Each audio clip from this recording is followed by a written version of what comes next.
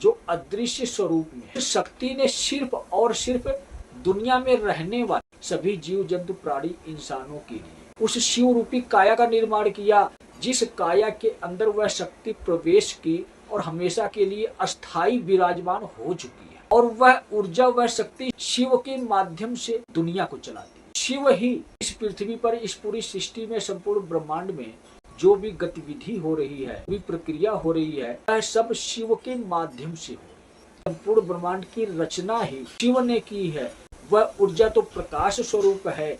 आपको उस ऊर्जा की शरण में जाने की बजाय आपको प्रकाश स्वरूप धारण करना, और जब तक आप प्रकाश स्वरूप में परिवर्तित नहीं होगे तब तक आप उस निराकार शक्ति, निराकार ऊर्जा में सम्माहित हो ही नहीं सकते। वो शक्ति, जो ऊर्जा, जो पावर दिखाई नहीं देती, लेकिन वह ऊर्जा एक प्रकाश के स्वरूप में परिवर्तित होकर पृथ्वी पर एक लौ के स्वरूप में, एक अग्नि के स्वरूप में भी इंसानों को दिखाई देती है। ध्यान के माध्यम से आप उसी प्रकाश का दर्शन करते हो। वह प्रकाश, वह ऊर्जा, वह शक्ति जो निराकार स्वरूप में है, अगर आपको प्रकाश के स्वरूप में दिखाई दी है, वह आपको सचेत करना चाहती है। यह प्रकाश शिव के अंदर है। जो आपको प्रकाश दिखाई दिया है ध्यान के माध्यम से, वह आपको संकेत दे रही है कि शिव की शरण में जाओ।